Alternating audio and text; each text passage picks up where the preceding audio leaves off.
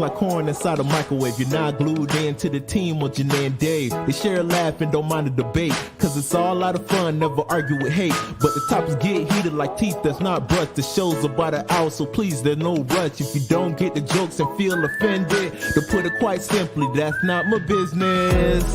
That's not my business. Yep. Oh, it's so good to be in the house of the Lord. Not the house of the Lord. The Lord. L-O-R-D-T. With the T. With the T. You know, for the non-believers. Welcome to It's Not My Business. I'm Dave Anderson. That's Janay Anderson. We're Andersons. How's it going? Listen, tonight's show is going to be very, very special because we're talking about some real shit. All right. So let's see who are all in the building. All right. Hey, Amanda. Adria. Hi, Amanda. Hey, Adria. All right. Listen, so we're going to have a two-part discussion. One part with the ladies and one part with the fellas. And we're going to talk about meanness in the Black community. Yes. We're going to kind of pull away the layers. Like, we're going to unpack a lot of stuff tonight, trying to figure out why are we so mean to each other. We're going to have a two-part series within the hour. We're going to have a discussion of, the ladies. We're going to talk about, are we mean to each other? We're going to talk about the fellas, and we want to hear what you have to say. So let's get it started. Yeah. I love that. Oh, Adrian said, woo, child. Listen, if you have not shared it, I suggest you share it out to your audience and say hello. So since the ladies are up first, you want to go ahead and introduce your panel? Absolutely. We do have a few people on the ladies panel that are coming in late. We Kelly Thomas and Niche. Hey, that's the life of an entrepreneur. Things happen at the last minute. They will join us as soon as they can.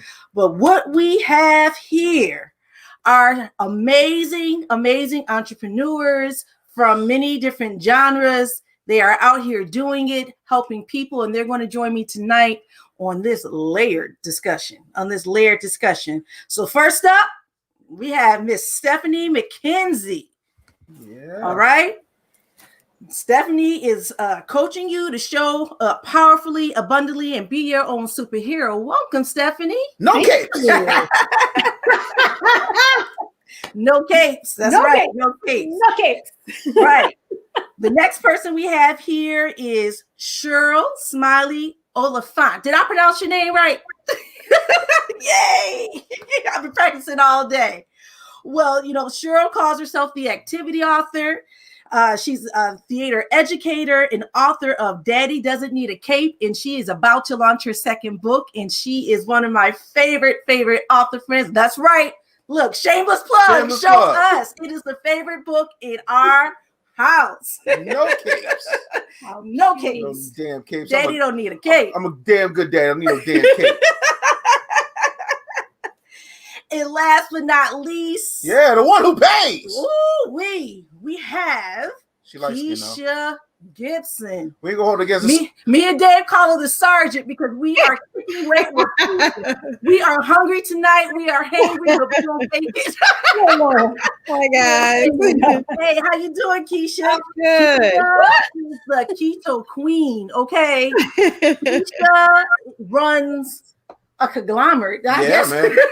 Co-founder of Triumph Tissue. Listen, I've been cleansing. I done gave up the bread and the cookies, and I've been wiping. And listen, it's absorbent. So if you're not going to get your subscription at triumphtissue.com, you need to go ahead and do that. That's right. Hey, Kelly is here. Kelly is here. Hi, Kelly. Hey, y'all. How you doing? I am good. How's everybody tonight? Everybody's good. Let me introduce you, okay? Thank you for coming joining us tonight.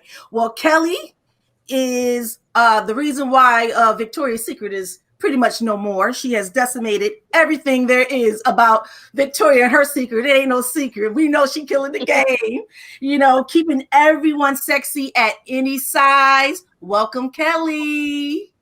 Hey, everybody. All right. So, ladies, tonight's topic, we want to peel away the layers. What is this thing? Are we really mean to one another? Do you feel that Black women are mean to one another? I'm going to start with Sheryl. What is your opinion on that? Sherry, gonna need to unmute your microphone. Unmute your I thought I was unmuted. My fault. Was I not? Why we gotta start with me though? Well, it's live. You better say something. All right, it's live. All right. So the question is, are we mean to each other? Yes. I mean, the stigma will say that we are. And I mean, people have personal, testimonies of the sort. If I had to answer, sadly, I would say yes. Are we getting to the why now, or are we just kind of like starting it off? We're just sort of starting it off to see what you thought. All right, yeah, I'm on the yes side, and there could be many reasons, but we can get to that later. Exactly. Keisha, what say you? Well, I would say that I'm not, but as a whole, for women, yes, we are. Yeah. All right, Stephanie. I kind of like Keisha, it's like, I'm not, but I've been on the receiving end, and I know that we are fully capable of being mean and catty to each other. Okay, there you go, Kelly. I would say I'm not mean, but I am definitely capable of throwing a little bit of shade when it's needed. When it's needed on an as-needed basis. As needed. Right. Okay, ladies, where do you think for those of you who said yes, where do you think this starts? Do you think this starts in the home with our own mothers or the women who influence us, in our childhood? Are we mimicking their behavior? Are these lessons that are being taught? Because, the world for us sometimes can be a little bit crueler than others. Not only are we women, but we're Black women, and our experiences as we walk through the world is a bit different. Is it a preparation thing? Do you think it's just an innate personality thing? Do you think it has a lot to do with this, with this system of, that is sort of built against us in some ways? What do you think the problem is? I'm going to start with you, Stephanie.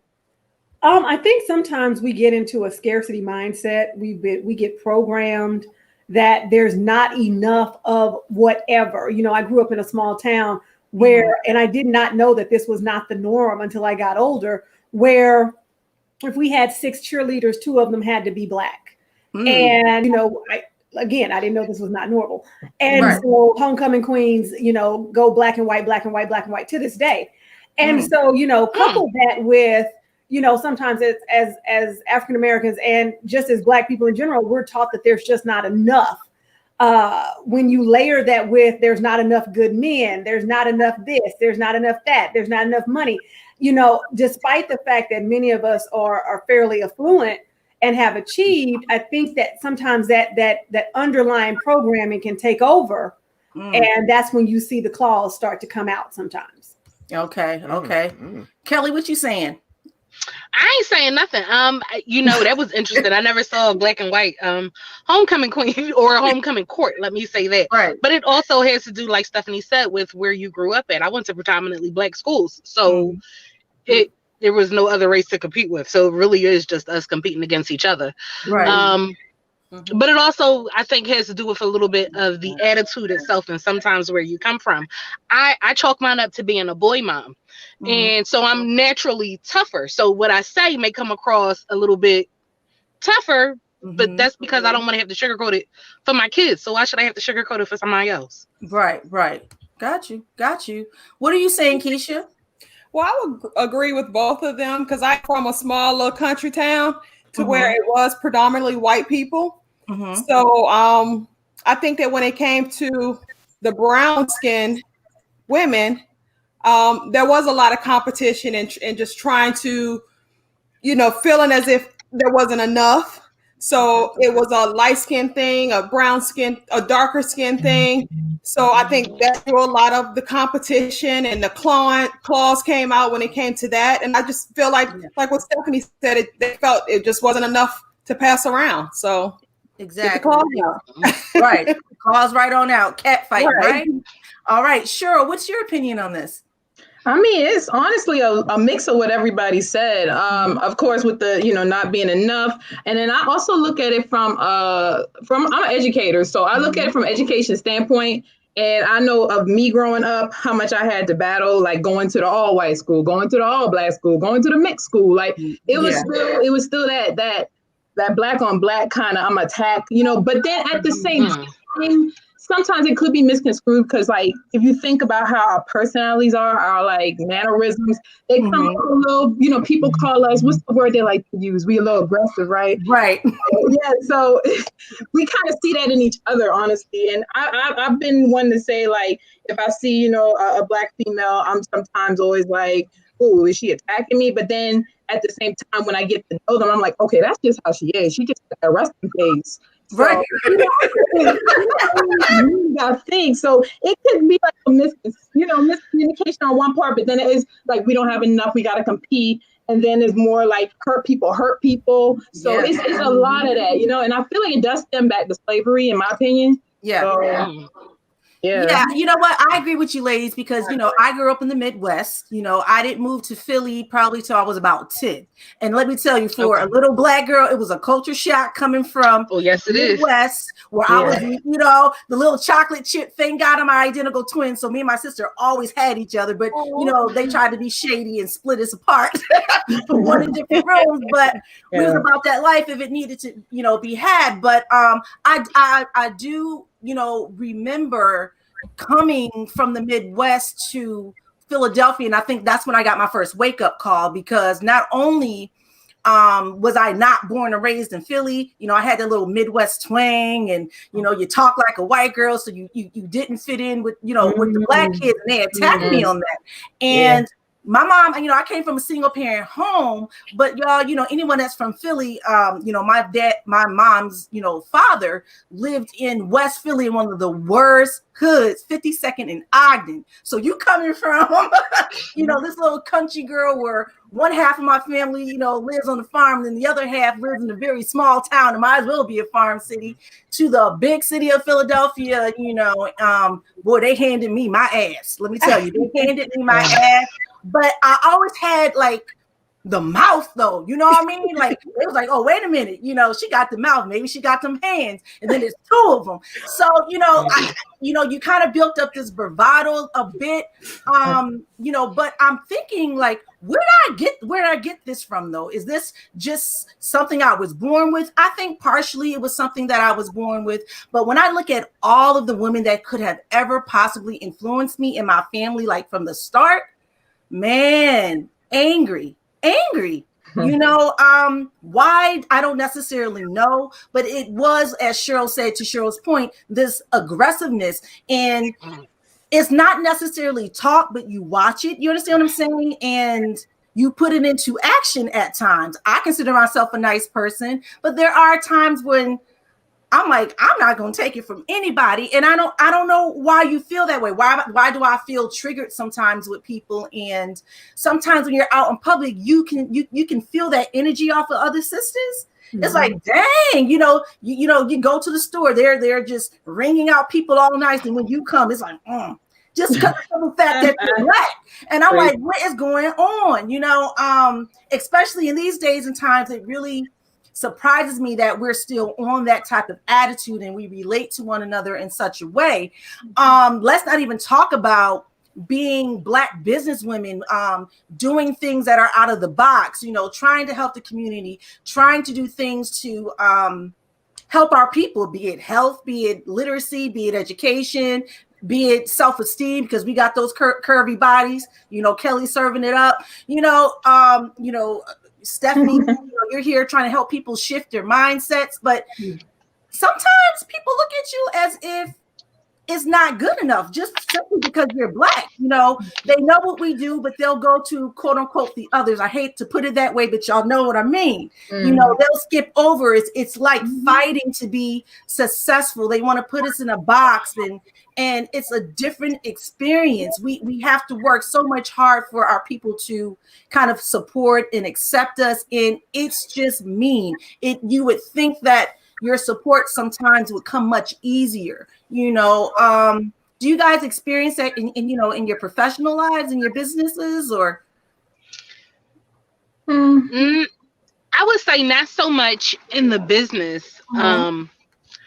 and really not ever professionally. Just I think that it depends. Every situation is different. Let me say that. Yeah. So, just like you, and you think, you can attribute how you react to things to your upbringing. My mom was sweet as apple pie. I'm not. So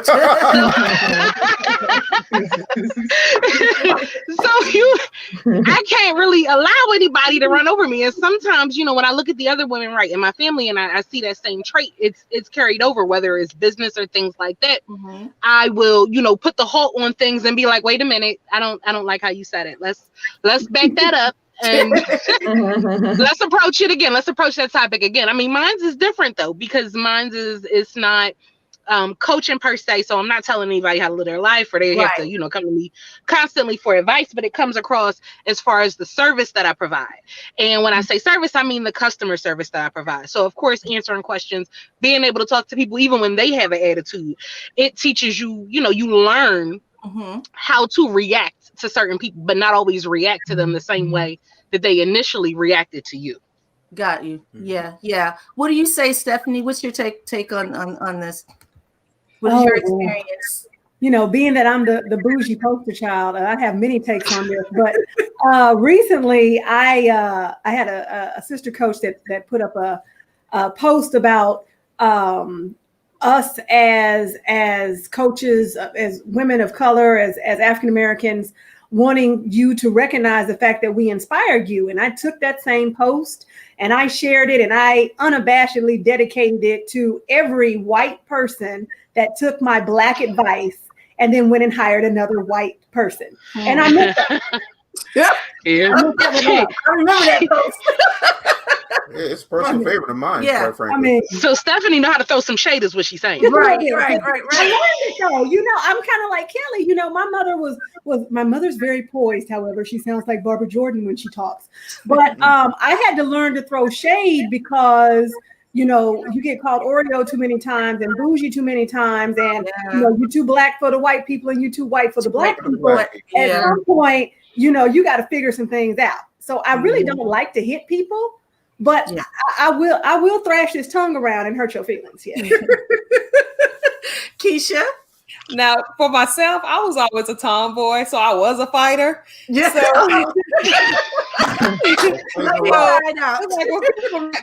I'm nice, but they knew not to test me. Right. So I never really had to deal with a lot of women trying to come at me in a way, they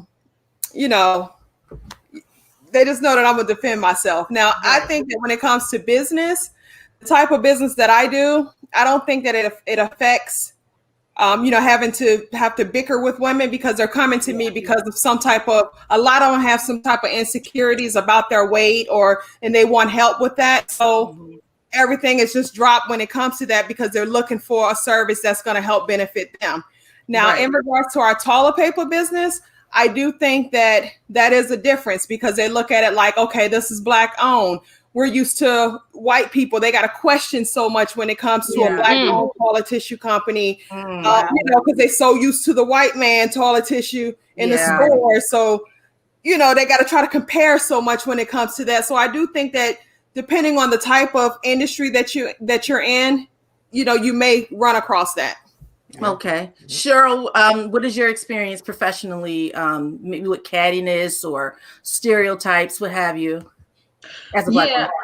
So, I was going to say, kind of piggybacking off of what Kelly said, where it's more of you feel like you have to prove yourself more than your white counterparts. And I don't know that, I feel like it comes from the narrative that society gives us as a whole as people. I feel like we start buying into it too, because I feel it change only when, if I'm trying to let's say I'm trying to pitch my book to white audience, they're all like, oh, wow, this is great. But then I feel like when it comes to Black audiences, it's more like, there's more hesitation there. And I feel, it's not a necessarily mean thing. It's kind of like a bias that people have, that they don't know they have. Because I feel like at one point in time, I probably had that same bias. I'm not even gonna lie to you. Yeah.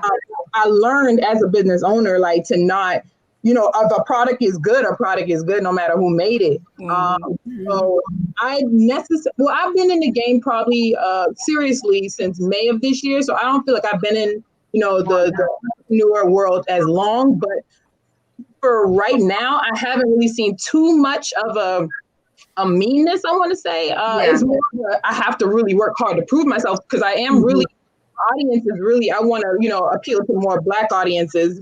So I feel it's kind of a pushback, but not really a meanness, per se. Personal life, it's just been something that's there. I'm team only child as well, so I always had to kind of, I always had to be my own, but I would say more like I got the Oreo stuff too, and the she's white girl. So it's just been, I don't know, it's been a roller coaster. Right. Yeah, I think I agree with everybody. I do think that we as business women, we do have to, because we're Black, we do have to prove ourselves so much harder.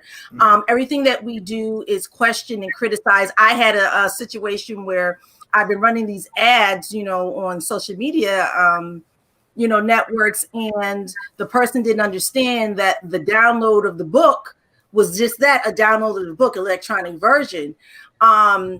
Instead of her just going to my inbox, she had to put it right there. In the, like my book, I ain't get my book. Well, you did get your book, sister. There's a link. There's a link right there. It's just those little catty things that I don't see with other people. And I'm not saying it's because the reception, for the book, it's a children's book. It is very niche-y, just like yours, Sheryl, your book, Sheryl, because we write for our people and for a voice and to offer diversity. But I do see that there's little things like that, like what, it wasn't even that deep, sis. Like you could have went right to the box and just, and he was right on it. But it's just like the tone of it, it was just doing way too much. And I'm like, dang, it's just, you always feel like you do have to, prove yourself to our people. There's this level of distrust. And I think that it comes from the fact that we do buy in. We're kind of like brainwashed into this system that we are born into, a system that says that everything we do is bad, and I think we sort of place that on one another. So yeah. Okay. I agree. I have a question for you though, real quick before you read the comment. I'm sorry. No. Bulldoze over my Black ass reading the comment. I've been quiet the whole goddamn time. I'm taking the damn comment down. Sorry. Go ahead, Kelly.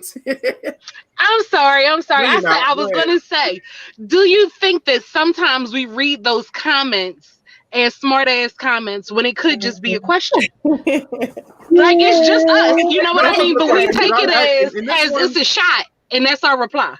Well, sometimes you do have to sit back and check yourself. Why am I receiving this way? It could just be a question, but it goes back to the point or the statements that all of us did make. We as a people do have a level of aggressiveness. We're like just straight up the way we, you know what I mean? We ask questions and it can be misinterpreted. And are we really buying into this angry Black thing, when we act in that way? And then when you're talking about social media, it is hard to evoke the emotion behind it, when you're reading, because you don't hear the highs and lows and the tone, of the question. So it could come across snarky, but they're really not trying to be snarky. So you do have to slow down sometimes and kind of check yourself. But I think it does happen. But I do think that some people are just that petty. Oh yeah. And they're trying to, and they're trying to be extra, and they're trying to be just basically trollish. That particular woman, she was being extra, and I got in that inbox. Yeah, we corrected. Yeah. That's what. Oh Lord. I got aggressive. So we're gonna go ahead and get to some questions here and see what's going on here. All right. So it's comment. Giovanni says it is somewhat empowering and sad knowing that as a Black business owner, we don't just represent our business or even our industry, but the whole of Black business in general. Right there, bro. Right, you got the whole world. Absolutely. Right. That's why I'll do nothing with Black business. It's like they make a mistake. One stroke is absolutely. Right. It's a broad brush, man. It is. Let's see here.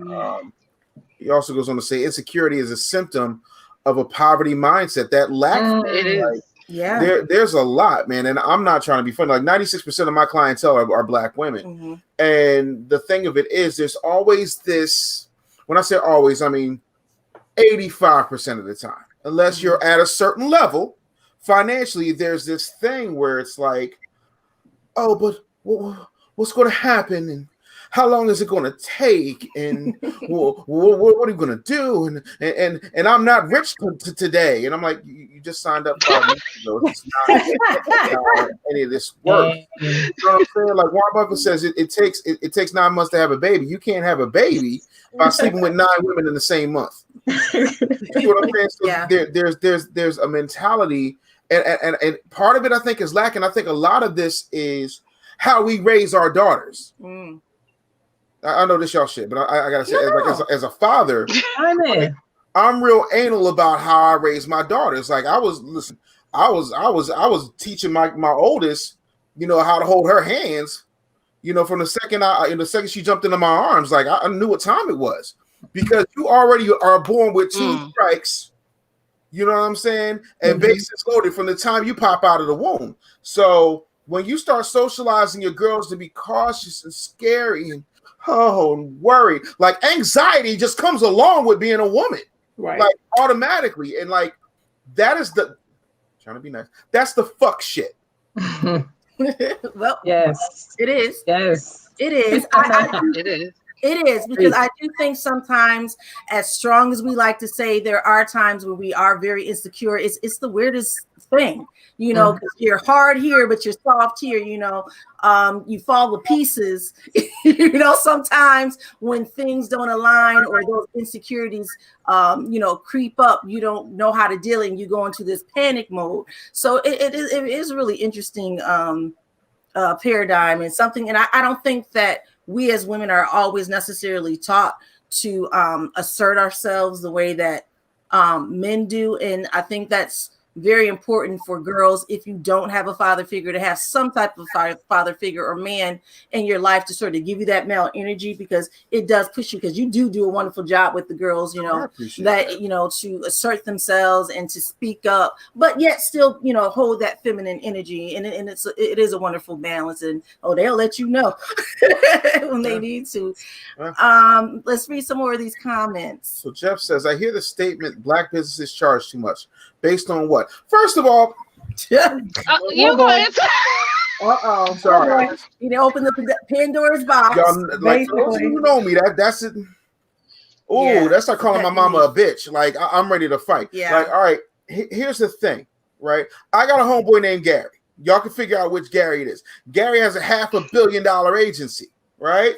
Gary charges $10,000 for 1 day with him and his team in the boardroom, and you can ask any question you want. They give you a plan, the whole 9. Graphics will come in, get you a little bit of a branding style guide, and you're out in 8 hours, right? And then it's like, well, Dave, people got to start somewhere, and it's $30,000 to work with you. That just seems like it's too much. Really? Right. But didn't you just buy a Tesla to park in front of your goddamn apartment that you rent, you raggedy bitch? And when I say that, I'm talking to men. So I'm trying to understand, like, how dare you do not go and negotiate the price of a Big Mac from the pimply faced kid at McDonald's? How you want to tell me your value, what my value costs? I put 5 motherfuckers in the Hall of Fame. I made 10 millionaires from 2014 till now. So please, miss me with the bullshit. Who the fuck are you? Like, and here's the thing, right? If you don't go into Target, where they have 37 checkout aisles, and they've automatically deputized you in the worker bees, because y'all are going right to the self-checkout, because there's nobody in the checkout aisle, and you don't check them, you couldn't goddamn tell me. You're telling me my prices are too expensive. If you don't like my prices, keep this shit to yourself. Keep it the hell moving.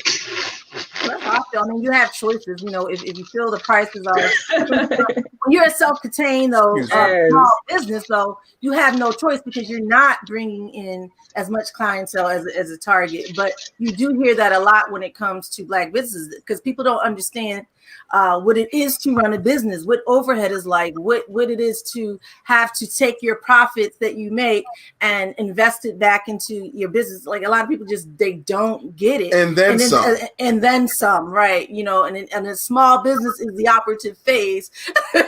Small business, you know, so, you know, it takes time to build. And if we did have more support, maybe we could lower those prices, you know, as some of our larger competitors.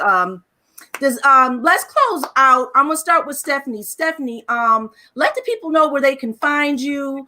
You know what it is that you do. Excellent. Projects or things coming up. Let's see. Do I have anything? I don't know if I have it. My book is out of Be Your Own Superhero, No Capes. And so it's available on Amazon. You can get it. I'm super excited about that. It's like my 7th or 8th book. I stopped counting. I'm trying to be like David when I grow up. Don't say I gotta get a bestseller. What? Stop. Right. But for the sake of argument, I'm a life coach. I'm an intuitive healer. I'm a transformational educator. And, you know, I'm all about you being your own superhero. There's no people pleasing here. You are all about taking that energy that you put into saving other people and making sure that you rescue your damn self. So you can find me pretty much everywhere at stephaniedmckenzie.com. All right. Any closing words for us? Me? Yeah. Drop the cape and go be great. All right. The hate. And then congratulate. All right. Cheryl, you're up next. Go ahead and let us know. I got to follow that because I mean we got a cape theme going here. Right. But yes, I'm a children's book author. As was stated before, I wrote this my first book, My Daddy Doesn't Need a Cape. I do agree we do need to drop the cape and you know, I mean, sorry, what was it? Drop the cape and be great. I love that. I love that. And then also, you know, we got to look out for our Black men because, you know, they don't really get a lot of shine here, especially in these climates that we are in and everything going on in the world. And y'all know where I'm going at with that. So that inspired me to write this book, honestly. I wasn't seeing too many shine and spotlights on our Black brothers, especially the guys that are double duty and fighting the world and coming home and being a family man. So I wrote this book for that purpose. It's for 2-year-olds to about age 7. So it's a funny book about a girl who looks at her father, honestly, as the superhero that he is, but she sees him like more of a superhero, whereas he sees himself as an everyday dad, you know? So he may do something like take out the garbage, and she's like, my daddy he's the best at taking out garbage. Nobody touches my daddy, girl. And he's like, yeah, I'm just taking out garbage, yo. So it just shows parents and kids alike that you don't really have to do all the extra stuff. You're perfect the way you are. So just let that shine. So you can find this book on Amazon, hardback, softback, ebook, my website, my name, SherylSOliphant.com. I can give you an autographed copy. And then also, it's also sold in Walmart. I think Target was sold out, so don't look there. They ain't restocked yet. I don't know what's going on. Right. And I think Barnes and Nobles too, I believe they have it as well. And then my Instagram, find me on there, author Sheryl S. Oliphant, and Facebook as well. You can like my author page. And and I have a new book coming out this month, so be on the lookout for that as well. All right, and your YouTube channel, you do a lot of activities. Yeah, I forgot about that. I'm sorry. Yeah. I do have a YouTube channel dedicated to parents because I started during this COVID quarantine age where we couldn't get out the house away from our kids. So I wanted to make it more bearable for us as parents. So I started a channel. It has a lot of activities, games, you name it, that I create, and things y'all can do around the house to entertain yourself and teach your kids at the same time. And y'all both have fun. Awesome. Thank you. And that's called Activity Author, by the way. So Activity Author, you can find that on YouTube as well. All right. Patricia. All right. Oh, you said last words. Oh, my bad. Yeah, last words. I'm sorry, I forgot. I was going off. I'm sorry. But mine's going to be real short. My last words would be like, I learned through being an entrepreneur and a business owner that really it doesn't take a lot to be nice to people, honestly. Right. Like sharing, liking, supporting, purchasing. And I find that it really goes around. So what I would take to anybody, I would just say, don't compete with anybody else in your field. Compete with yourself. Be on your own narrow track and just focus on you. But of course, bring others with you, because that's how you're going to win. You can't win on a team by yourself. You got to have others around you, surrounding you, and support you. So bring people with you and just stop the competition. That's all I got to say. Absolutely. Thank you, Sheryl. Thank you. All right, Kelly. Oh, well, you can find me. So you can find me at Kelly's Closet on Facebook and Kelly's Closet.net on Instagram. Spell out the dot in the net, and closet is with a K. What's new with us tomorrow? I actually have a new collection dropping. It's the Mika collection. I know it's so sexy, y'all. Y'all gotta wait until the morning to see it. Hey. For the sexy people. Hey. There's no competition with being sexy, because one of the things that we always believe is that you can be sexy at any size. And you can be sexy at any size and be nice at any size. So yes. Be nice, be kind, and don't be scared to tell somebody else, girl, I see you, you look good. Right. That right there. That's All right. Hey, Keisha. All right, so I have Kick Weight with Keisha. You guys can find me on Instagram, Facebook, YouTube. I have a YouTube channel as well. Everything is Kick Weight with Keisha. Website kickweightwithkeisha.com. You can get your waist trainers. You can get your shapewear. I have a new book out. Yay! Hey. So come back as well. But I also help people lose weight the keto way, along with intermittent fasting. Also, guys, check out triumphtissue.com. 3-ply luxury toilet tissue, subscription based, so you don't have to worry about going to that grocery store and fighting. The next time a tragedy happens like it did over the pandemic, we'll ship it right to your home. Nice. Check us out. All right. Good stuff. That's right. Good stuff. Well, thank you, ladies, for joining us. We're going to start bringing in the fellas. If you guys want to stick around, you can. Please stick around. Yeah, because we can sort of, mix it up towards the end. But after the brothers is done talking. After the brothers are done talking. So if you can, stick around. If you can't, we understand. That's all right too. That's all right. But thank you all for joining us. If you can stick around, please do. But now we're going to let the fellas come in and talk this stuff. Yeah, it's very, very, very, very nice and very important. And we just let can the brothers get some? Right. Now that we done got all that estrogen out of here. It is testosterone time. Listen to me. I'm excited because we're gonna have a really cool conversation just about how we move, how we operate, all that good stuff. And I've assembled a phenomenal panel of respectable Negroes, a rogues gallery of real news. Yes. So I'm excited, man. First and foremost, chief admin to the Business Bully LLC, also head tech developer over at bullyai.com. My man Ismael Wattara is in the building. What up, Is? Hello. Don't say nothing. Good evening. Goddamn, I said don't say nothing. Don't say nothing. Say less. Say First less. of all, I gotta watch it to save Joe dumbass for last. That's my fault. Because Ismael has this voice, right? And automatically it sends audio vibrations through the women's nether regions, and then all of a sudden they're gonna need Triumph tissue. So I'm just telling y'all, this man's voice, it reverberates. So please turn your bass down on your computers or your laptops or your mobile devices. What's up, homeboy? Hello. What's going on, Dave? How you doing? How Works every time, huh? my man. So listen, also, one of the premier gaming and relationship experts out here from Maryland. He's not even 30 years old yet, but he's killing the game. CoupleUp.com. If you have not gotten us, CoupleUpGame.com. Make sure you go and check out my man James Peteet. What's up, homie? Hi. Big bro for you. What do you know about this? Were you born yet, sir? Raise the roof. Just raise the roof for me. That's the intro. I got hyped. The intro got me. You feel good on that intro? Okay, what's in the cup? Was that a red cup? Hey, he's grown. It's water. It's water. Relax. Fatty raw. There's water in it. Look, I ain't mad if it is. Listen, I'm not mad. I am not mad. Listen, so also I want to bring up the co-founder of Triumph Tissue, very, very elegant gentleman, and we don't hold the fact that he's light skinned against him. Xavier Gibs is in the building. What up, Z? Hi, Z. What's up, Dave? Good, I was just man. happy you put me right behind Ishmael, so we good. Yeah, right, like even in radio, I always had this insecurity because my voice wasn't deep like this.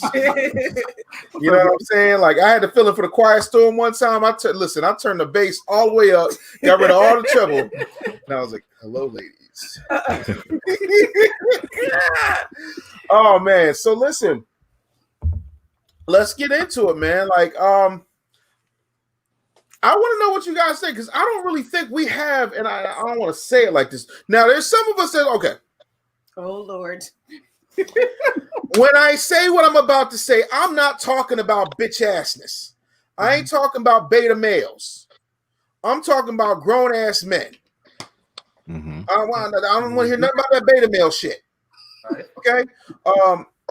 Do you find, fellas, that brothers are out here being petty?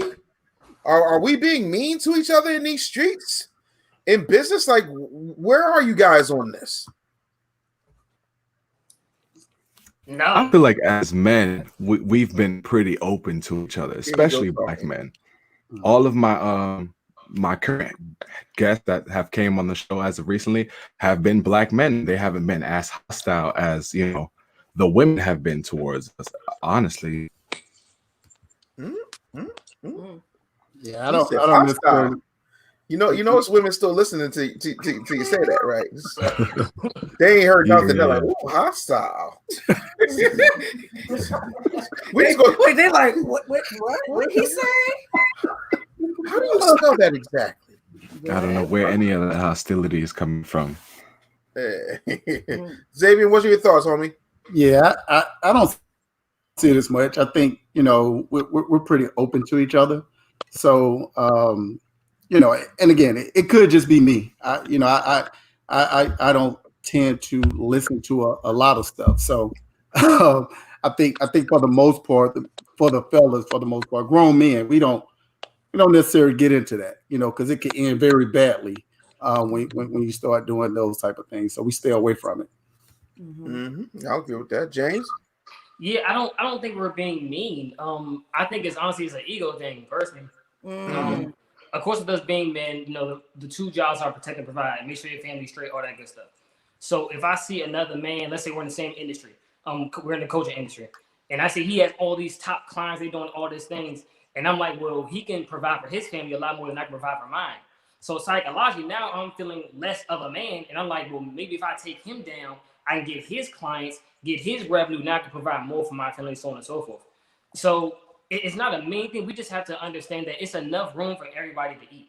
It's enough money out here for everybody to win.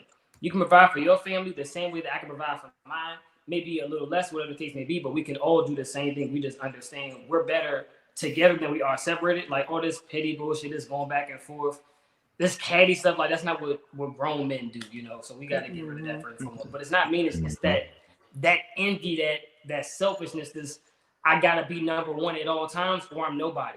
But whole time we can all be number one in our families in our own little way. We can all be that number one spot. Like we don't gotta cut each other down to always get to that top spot. We can be in our own top spot, whatever that is to you. Yeah. I mean, I'll tell you what, you come over here trying to cut me down. It was the table, bro. I ain't taking your clients. No, you know, you're good, bro. But I'm saying, like, that to me, like, I'd be like, oh, look, the mortals are at it again. That is so cute. Oh, wow. You're on a Facebook post talking shit about me. Thank you. Like, we don't get caught up in it. You know, like, there's a thing that we have where it's like, oh, he's being a punk bitch. All right. Well, now I know.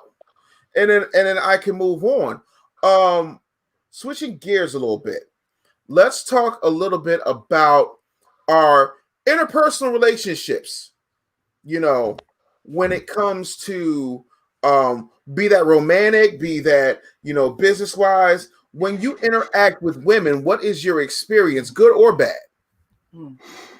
I mean, we had 3 or 4 black women in here saying, I know somebody with an attitude, but it ain't me. So it seems like there's a disconnect here as to where the hostility is coming from. But honestly, I think as of lately, we have to be more open and honest with what we're trying to get done in the relationship, whether it's a business relationship or an intimate one. We just have to let each other know what's going on, because I feel like we have a dynamic where we feel like we're putting on a show for everyone who's outside. And once we come in the house, we have to, you know, tell each other what's actually going on, when we never turn the cameras off. I feel like as black men and women. Never turn the cameras off. Wow. Keisha said we can get a lot further together. Yeah. Well, you got my answer then, Dave, right? What now? Okay, you got my answer right there, didn't it? Yeah, that's whatever she said. Whatever she said. I think Ismael said it right. The cameras don't ever go off. I think you have to be you, right? So some of the hostility that, you know, I would think, because I don't know, I'm not out there in those streets like that anymore. But some of the hostility that people get is because they tend to be two different people. And I think that for me as a grown man, you know, I only know how to be one person. And I think that when you're having that relationship, you got to treat it the same way all the time. So when you go outside, you better be that same person, or you might be staying outside. Oh yeah, no, it's listen. You know, there's a verse in the Bible, I think it's the Old Testament, where it says, "It is better to live in the corner of the roof of your house than to be in the house with a quarrelsome woman." Like, there's this shit, right? You ever see Paula Jai Parker in Friday? Right? Craig Minus, this nigga just got fired. Right? He just got fired. And the first thing who the fuck is that bitch? Nigga, I'm sitting here with you. I don't know who this bitch is. But y'all both about to be two strange bitches up in here. I'm not calling anybody bitches, but I'm just saying, because that's the word she used in the vernacular. That's the next thing. Oh, you don't say that. You know what I'm saying? Like, you can't do that. Oh my God, listen to these words. Giovanni says, "Don't be a public success and a private shame." Ooh, child. Oh Lord, oh Lord, oh Lord. That's a whole word right there. And then you got to go back home. You got to lay down with your man or your woman and be that same person. Yep. It's important. It's important. Oh shit. Niche just got here. We bring Niche in a minute. But do you feel, you know, like, all right, well, Issa's married, Xavier's married, James is not married, but he has a significant other. Do you ever feel like on either side there's a competition or some type of comparison? If so, how do you navigate that, and how do you handle that? Well, like a comparison between what we're doing as people. Correct. Absolutely. Nah, we never compared. So again, I had my own thing with a couple of card game. She's about to launch her own business, a subscription box for natural women. And it's never a comparison at all. Like, what we do, we try to build each other up. So we're picking each other's brains all day long, trying to figure out what you may be able to do better to convey your audience to your person. They do the same thing for you. We'll get on videos together. We'll go to conferences together. You know, all these kind of things. It's never a competition. That's my whole thing. At least with your significant other. Like, why would I be in competition with you if our whole purpose is to build each other up, build a stable home, stable family, and all that good stuff, and pass those principles on to them. Pass the principles on to the younger generation. Because I believe kids, what they see is what they'll be. So they see us going back and forth all the time, cat dog arguing. They're gonna grow like, well, that's what I'm supposed to do with my significant other when I do get one. So we make sure we set that example first within ourselves. So then when we do have offspring later on, that same thing will be transitioned to them. But it's never a competition. It's always helping each other grow. That's why I'm with you. So we can help each other grow. Of course, we enjoy each other's time and all that good stuff. But like, it's another level, you know, especially when you get to marriage, like the other two gentlemen, or all three are. Yeah. So when exactly are you getting the marriage, Jay? When you cut the check, bro. You ain't told me no budget. You cut the check. You ain't told me I'm gonna pay. I told him I give him the honeymoon. He like, yeah, you gonna take care of the wedding too. I'm like, okay, give me the budget. I have yet to see a spreadsheet come across my desk. I got you. Uh-huh. I got you. Yeah, poor Priya just waiting on your black ass. Ain't doing nothing. Listen, I'm gonna bring in the lady. So Niche Rose is in the building. She owns the Rose Gold venue. She's an amazing branding expert, marketing genius, celebrity marketer. What up, Niche? Hey, Niche. There you go. There it is. Look like Kelly stepped away. I don't know where Kelly is, but since you up in here, yeah, man. Oh, this is good. Hold on. Before we even go there, Stephanie says we've been pitted against each other for quite some time. And until we mature relationally and emotionally, we may give each other angst. Good point. Amen. Yes. Wow. Xavier just he quickly unmuted and said wow, and then got his ass right back on mute because his wife right there. Keisha behind him like, Keisha like say something. Say something. She about to slap his ass with a waist trainer. She about to straight up bust him upside the head with a waist trainer. Like I'm gonna kick your ass. That's what it is. Kelly, what you doing? Kelly, chilling. Did Kelly fall off? Look at Kelly. Yeah, she's stuck. I'm gonna just pull her off. What the hell she doing? Let's catch Niche up. So Niche, where we are, we talked to the ladies, we were talking to the fellas, and I wanted to bring in some ladies just so we can talk about interpersonal communication, how we deal with each other, things that need to be addressed from a business standpoint and just from a relational standpoint. Kelly says she had to fix her sound. Okay, well, unmute yourself, Kelly. I'm back. All right. Sorry. So if Ismael brought up a really good point. If all of y'all are swearing that it's not y'all who's mean, but y'all know all these other women who's mean. Anybody else that is still that say by Oh, Cheryl's down here. Yeah. So if all of y'all aren't mean, but y'all all know all these other women who are mean, why is that? And how come no one's checked them? Yes, who's committing these atrocities, man? We want to know. What do you mean? The mean women? The mean women, like the meanness. The my cousins, my aunt, all of them. That's who it is. They ain't me. They made me try to be this person, but I'm really not at heart. I was the girl that was the nice one that was getting beat up on the bus. But I had to get a tough skin as only child. I was gonna keep getting beat up, so I had to figure it out. But honestly, I turned it off. But I will say, I honestly have a fire. I think every Black woman is born with one. But I feel like it's not. How do I say this? All right, it's not more so of. I feel like a lot of the animosity comes from the Black men too, though. You know what I mean? Like women, do y'all feel me? Because it's like y'all kind of pin us against each other. You know what I mean? Okay, so like we touched on the colorist thing a little bit in the last discussion, but that is something that I witnessed more growing up into. Like I went to HBCU and everything, so just seeing how it's like. Putting the pedestal on the lighter skinned girls, and then the darker skinned girls are like, in the background. But then we like hating on, it's just like a whole school day thing. I feel like it kind of stems as a part of it as well. Am I like going off on the deep end, or anybody feel me? Okay. I'm just making That's his truth, and I don't think it's my truth. I'm sorry. I just got to be honest. Yeah, but I mean, how you see it is how you see it. To that, I will say this: first things first. College was a while ago. That's one.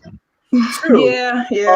17 to 22-year-olds who are off on their own for the first time trying to smash as much ass as they could possibly do between matriculation is not a fair assessment of Black male love for Black women.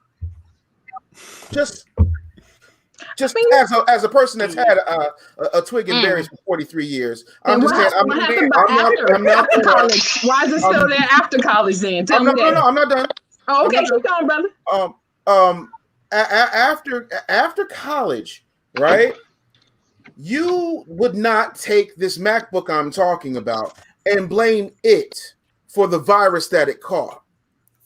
So if we live in a society where we do not control the messaging, we do not control the marketing. I have been in entertainment since 1987. To put that another way, since Ronald Reagan was in his second term, I've been in entertainment. And the one thing that I will say is that both dark-skinned black men and dark-skinned black women, dark-skinned black children get passed up for lighter-skinned ones. I have friends who I know personally who were cast in certain roles and got replaced by light-skinned women with hair running down, with hair sewn in and running down their back. There is, if everybody else who does not look like you is controlling the narrative, why would you blame the infected for the infection as opposed to treating the symptoms? Because and I agree with you. Every single black man I know, with the exception of Xavier's light skin ass, is married to somebody who is caramel or darker. Nothing against the light brights, but it's that, and it's also the way you choose to see the world. You know what I'm saying? Like every last, like I pretty much have an archetype, with the exception of 2 women. Every last woman I've ever been with has had natural hair and has been chocolate like me. I mean, I'm not running around here with a scrapbook, but I mean, I could pull up Facebook pages. But if all you saw were those 2 girls, you'd be like, oh, he just like light-skinned women, and you'd be dumb and wrong. So it depends on how you look at your lens versus what the actual facts are. And that's where we need to be careful, because what you're doing is you're taking narratives that white people have given us and put it as fact. It's just like when black people say to other black people in the barbershop or the beauty salon, well, what about all those killings in Chicago? What about black on black crime? It's funny if I'm in Osaka, they don't say, how about Jap on Jap crime? It's just crime. So we have to be careful, not only in what we assert on each other, but also what we accept as fact based upon information that's being fed to us by the enemy. Because you are loved and you are beautiful and there's nothing wrong with you. So, but the hell do I know? My big ass just sitting here. No, but I think that a lot of us do that. You know, because I know I spent many years feeling that way because I've been in certain environments where that seemed to reign true. Being older and starting to move into my mid 40s, I've come to that reality to realize that a lot of my experiences are my experiences, and I'll argue anybody down absolutely about my truth, because you're not going to tell me what I experienced ain't shit. Right. 1, 2, but you do have to take the responsibility of how you receive that, how you allow it to affect your life. Because I spent many years sort of sharing the same sentiment that Sheryl did. Right. Because there was a lot of hostility that came from brothers when it came to darker skinned women. And I didn't always stop to think. I did blame them, but I never stopped to think that we live in a system that feeds them that. Brothers aren't even aware that they're infected. It's like a zombie bite. You understand what I'm saying? And we as Black women are on the other end of it. I have light-skinned friends. Same thing. They get hell. You know, for just being light-skinned, there's assumptions about just being light-skinned. You think you cute, you think you better. No. And it picks at your self-esteem. So it's a valid point. But yes, once again, you have to, we as a people, we do have to understand where these thought processes come from. And that's exactly why I wrote the book that I wrote. Right. Because I know these messages come in early. They don't start when, like Sheryl said, when you're in college. They start from the minute that you step out in the world. You get these images on TV. You get it in your household. You get it from every freaking experience of life.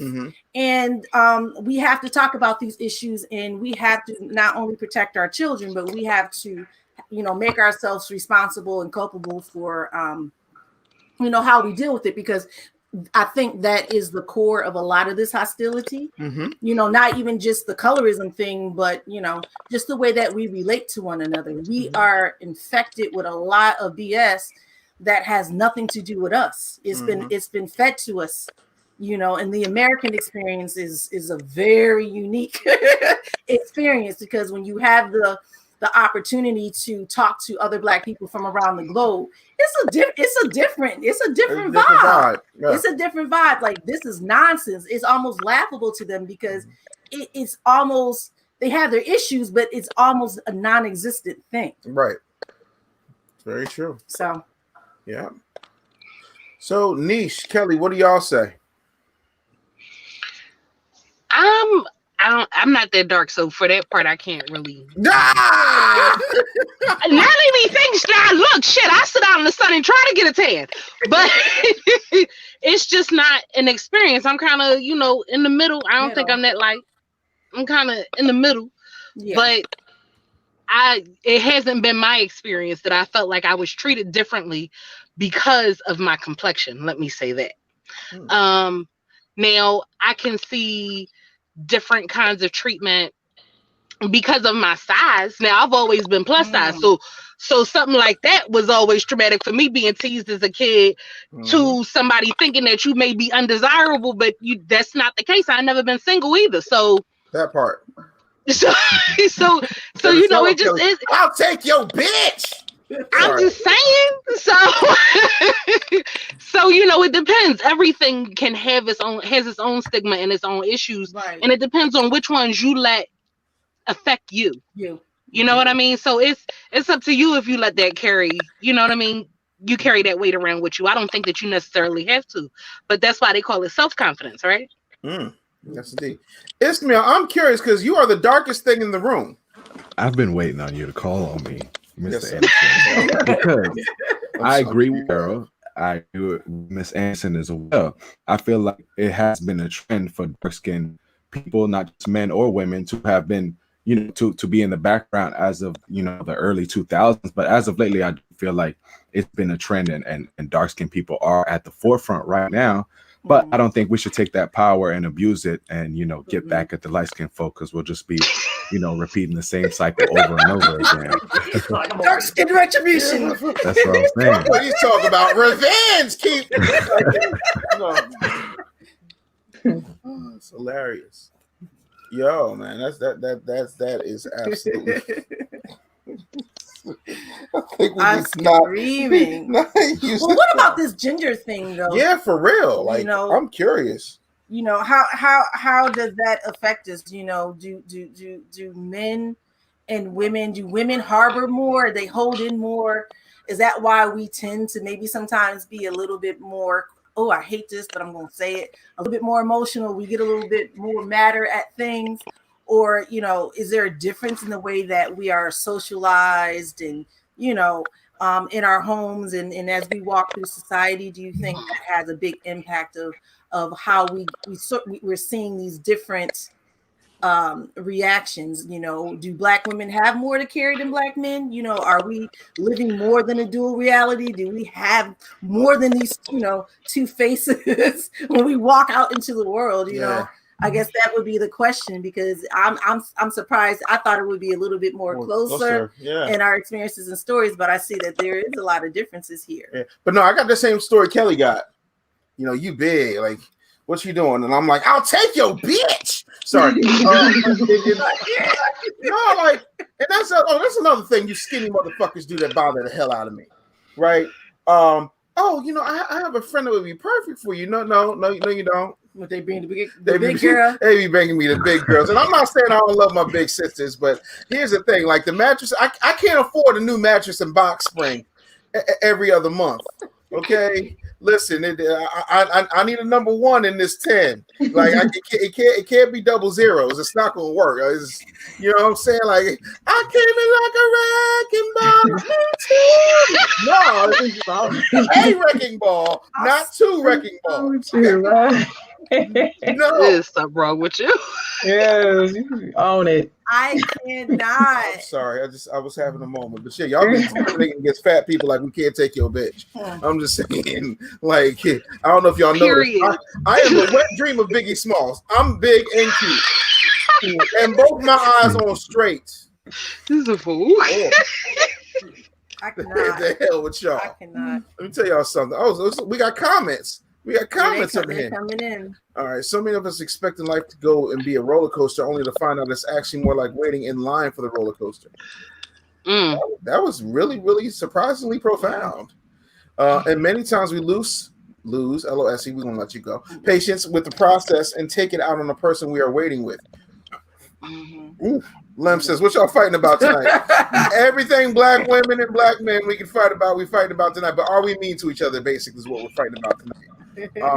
He says, next, many of us youngins are picking soulmates before we even learn the proper soles for our shoes. Damn. Wow. Who is this? Damn, Giovanni. Giovanni. Right? Giovanni trying to get a job. Like, we like magnitude of long-term commitment. Wow. Okay. The people in the Islam's Lords. The a 1 in this 10. Listen, I need a 1 in this 10. They can't listen. No, that don't no. All right, so what is it that we need to do? And please don't just say communicate, because that pisses me off. Don't say that dumb shit. So are we to the point of talking and trying to I feel like we've exhausted the problem. I think we need a prescription. But what is the prescription? Shit, I don't fucking know. Steph says Giovanni. The thing of it is, I'll say this though. I don't like. I got Irish friends. I got Jewish friends. I got Chinese and Korean friends, and I don't see them disparaging their women in public. I also don't see their women talking about how strong and independent they are and how they don't need a man for shit, but then say that all these men out here ain't shit. I go to the neighborhood and I see just as many Asian gay men.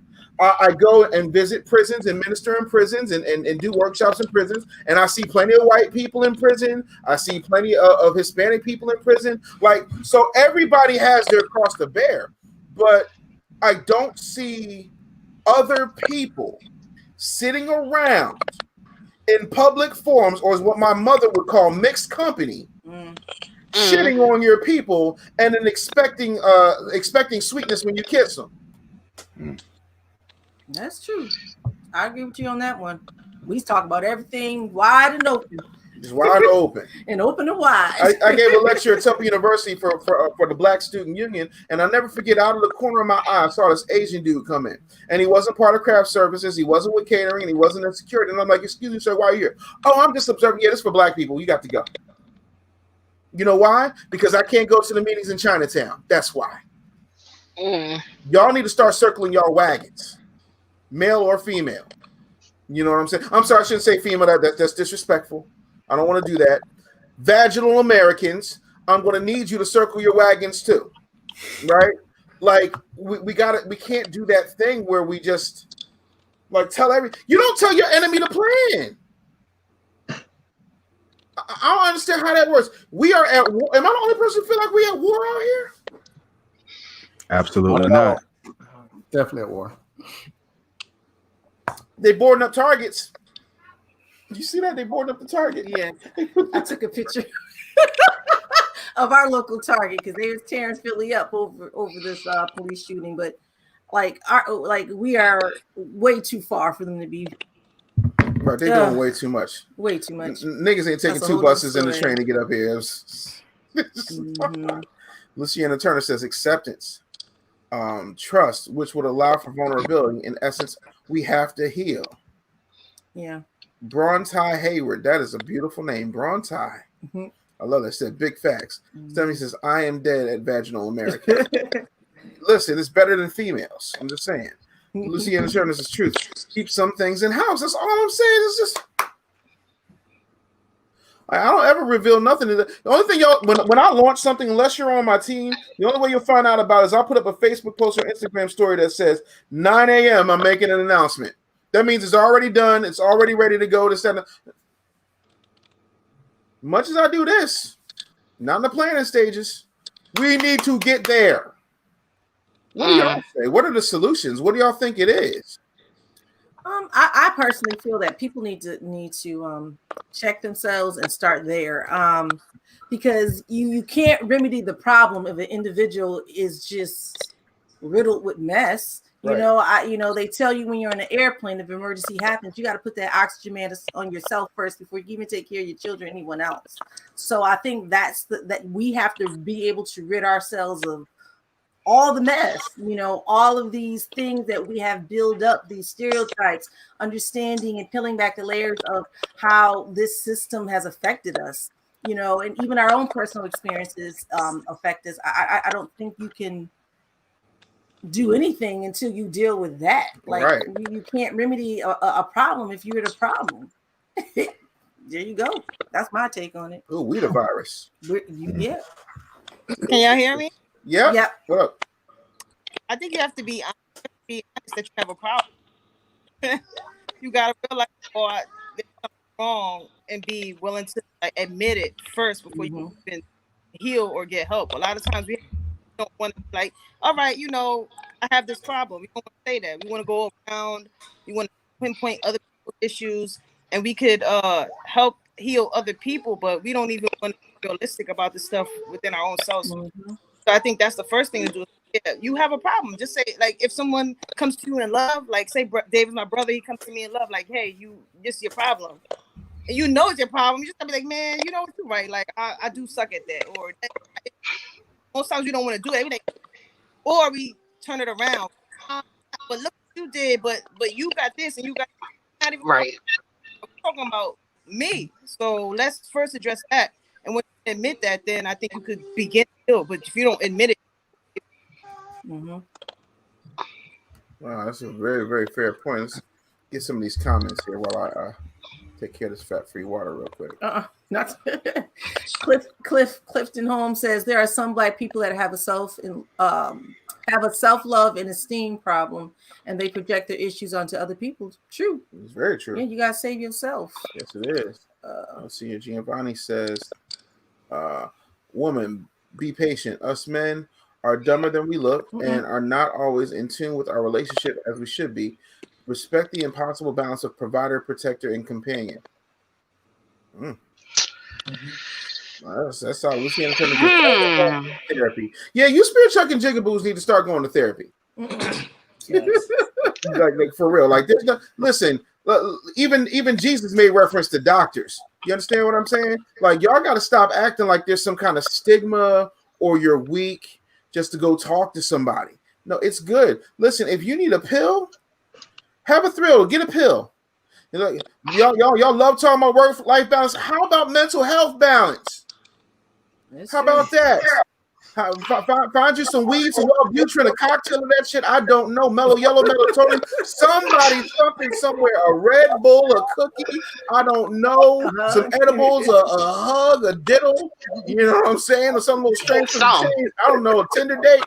Something. But you need some therapy. Yeah. Black people are going through 500 years of emotional and psychological and physical trauma that we do not address. I agree. I'm here for that. We have to normalize getting help. Didn't I just got? Yep. You can't write the comment right there. No cape at all. Just straight up and down. But that's the thing. There's BetterHelp. There's Talkspace. You can get help from your phone. We're getting there though. We're talking about it more and more as people therapy. No, I think it's important. Oh gosh. Here, shit. Adrian said we have to take ownership for our bullshit. Oh no, accountability? Yeah. Accountability? Well, we do. Some of us do it though. Some of us don't. Child, listen. You can't help nobody until you help yourself. There you go. Boom, just like the oxygen. Yeah. There's nothing wrong with therapy. We can't always pray it away. There you go. Nothing wrong with therapy. We're on time. Huh? It's okay. I hate that. That's one thing I hate when people go you just gotta pray about it. It's yeah, but what's the steps though? You can pray about it. We'll all be doing that, right? Whoever you pray to. But what's the practical step? When people say that to me, I'm well, what I do because after you pray, you're done. If you're not emotional about it, you pray, you're done. What do you do after you stop praying? What's the next step? Right, after you get up off your knees and the problem is still there, what are you going to do? Right. I'm sorry. Didn't Jesus say take up your bed and walk? Didn't Jesus say that? Listen, don't get me started in religion because one of my favorite artists, Loaded Luck, said God gave you drive, if anything. So that's all you need there. Right, that's what I'm talking about. People don't know about Loaded Lux. You gonna get this work. Come on, man. Love Loaded Lux, man. Shouts to Loaded Lux out here. Hey, Hi, Paulette. Paulette just came into the room. She says, "Hey, y'all. Hey, Paulette. Hey. Thank you for joining us." Hey. You know, it's support though. Did y'all talk about support? Because I've dropped plenty of barriers between other Black entrepreneurs just by supporting, just by buying, and sharing and raving about their business. It just it brings us closer together than apart. You know, supporting, just doing what you can, even if you can't afford that item that they're selling, share it. Like, it goes a long way. You know what I mean? So I think supporting each other too can help us, get that divide that we seem to have in our community. Right. It's very important, man, and that's true too. I know there's been times where people have specifically kept me out of things because they didn't want me to outshine them. Wow. Because they brought me in on their platform and I wrecked that shit, and then all of a sudden, oh yeah, you can't have him on that. I don't operate from that spirit. I saw a buddy of mine doing something. He was trying to help some people on the lower end who were just getting started with their business. I sponsored like 2 or 3 of his people. You know what I'm saying? Just because I know what it's like to struggle and not have that. Like, I'm not going to be mad if you're doing something. Like, it's 8. Okay, excuse me. Just real quick. Geographically, mathematically, it's 8 billion people on the planet. You can't serve them all. No. Nope. Right? Ain't no good men on the planet, ladies. There's 4.3 billion of them. One of them got it. Can you find one? Can you just do a little bit more of an exhaustive search other than swiping left and right? It's impossible. That outside of your virginity. Is it possible that the chick you messing with who might not be shit is just one of 4.9 billion women? You think you can't find enough? The world is full of abundance. It is not full of lack. Do not listen to the idiot box. Don't listen to idiot brand mobile and literally start thinking about what you can do, where you are, and how you can grow. Therapists don't believe Black people. It's okay to shop around. Don't let one therapist tell you you're okay. If you are not okay, say that shit again. Oh yeah, man. Like 2nd, 3rd, 15th opinions if you got to. Yeah. Because we hurting out here. I think Black people are hurting, and I think that's the thing. But we got to start loving each other. Who's it? Kimberly Locke says we have to be man or woman enough to admit we're toxic, so we can remove those toxins fed to us from society. Until we do, the pettiness will continue. Ain't that a word? That is a word. So, final thoughts. Hold on, real quick. Can I say one more thing about the therapy world? I want to. Sure. We had our call about a week or so ago, and I told you I've been in therapy for like 2 months now, right? And I've never been in a better headspace, for myself and for my relationship. And what I noticed is, Brie would get mad I always thought she was nitpicky at little things. She's always asking, "What do you think about this? How you want me treated? Why do you do this X, Y, and Z?" I'm thinking she just nitpicking. And my whole thing was I wasn't helping her help me. I wasn't helping her be a better girlfriend to me because I can never explain why I did anything that I did.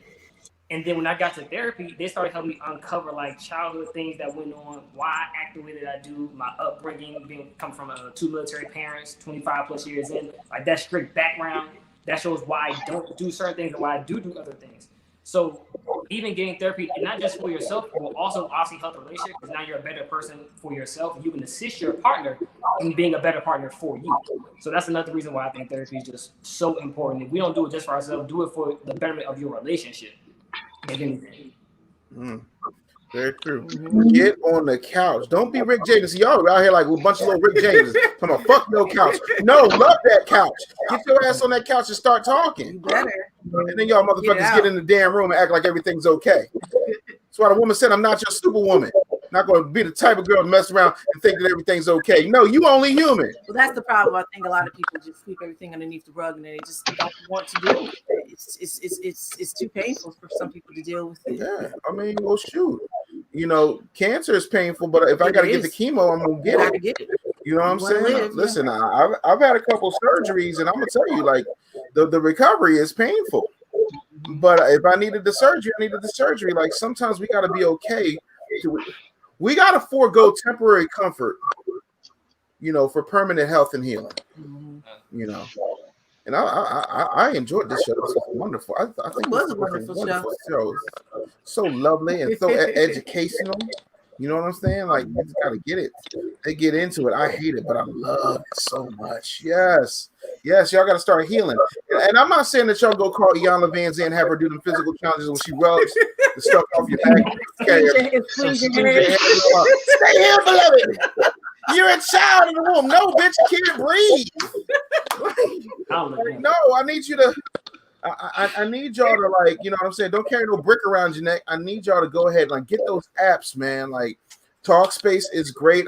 I use BetterHelp. BetterHelp is amazing. You can choose a counselor. So if you only want a black woman counselor, because only a black woman can understand what you're going through, you can say, I want a black woman counselor. If you're a Christian, they got them too. Like, they have counselors you can choose from. And if you can sit around talking to somebody on Google Chats or whatever the hell it is, you can talk to a therapist for 30 minutes and get some real answers and insights and work on you. You know what I'm saying? There's no comfort and growth and comfort. Hallelujah. Okay. I love that.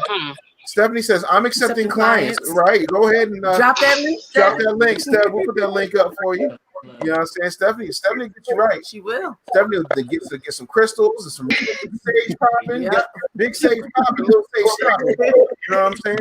Get on the money. Yeah, put a finger in a chicken's ass for you. Like, y'all need to get with Stephanie. I can't really verify the finger or the chicken or the ass, but I had a moment. She's listen, it won't be the first time. Crazy. In a lot of cases, your insurance will cover most, if not all of it. Right. Yeah, you cheap bastards. Why will y'all go out here and buy some red bottoms, but you won't cover your black ass in therapy? Because that's what people have to do. That's what people just do. That's just what people do. You put more energy into what you want as opposed to what you need. We treat ourselves the worst. We never put ourselves first. Hey, listen, man. I like nice things, but I like to be able to live. Right. I'm afraid of a heart attack, so I'm gonna go ahead and I'm gonna sit on this here couch and I'm gonna talk to my therapist.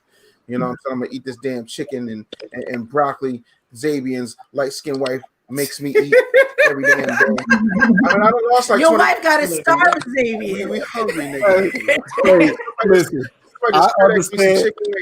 Listen, I understand more than you know. You see how I look, right? I'm starving. I've been starving up for a while. We're gonna work through it though. I'm hungry. I might have to get on Stephanie. Stephanie's calendar. She could be my therapist to get this hate out of my heart for all this hunger that I got. I just want a slice of bread. Yeah. Like one buttery piece of bread would be so nice. Okay, well, we're gonna start wrapping this up because we are like almost 30 minutes over our usual hour. And we're hungry. So this is starting to get delirious. So anybody have any last words regarding this topic? A lot. Yeah, really, I would just say I agree with what James said. As long as we know that we're at war and we can focus on other things besides whether or not we're being nice to each other as men and women, and we can focus on what our real issues are, then things will be looking up from here. Right. Absolutely. Yeah, Ishmael, I think the same similar. I would just say, focus. A lot of people focus on the results. And we need to spend more time focusing on the process. I think, take those baby steps to heal yourself first. And then of course you can spread that to other people at that point, but focus on the process instead of the actual results. Absolutely. Yes, sir. Absolutely. That's what I'm talking about. Anybody else got any last words before we wrap this thing up? Last words? I always I'm sorry. Oh, go ahead, James. Okay, my apologies. Definitely like what Zabe and Ismael both said, working yourself first. Then you'll find that part and you all can work things out. When it comes to growing up, remember, like, we don't control the media like they say. We don't control anything that our kids see. So it's super important when we had kids in our house to portray those kind of images and give them those messages. Like, hey, when you get older, like, you're not judging by skin color, by gender, any of this kind of stuff. Like, take them for the person that they are. You love that side of them and not, for their size or gender or anything like I just said. So I always believe children, what they see is what they'll be. So we show them that example early on. They will then, as they get older, they'll carry that with them. So I think prevention is the best thing. And then if things still go away, then of course you work on yourself first.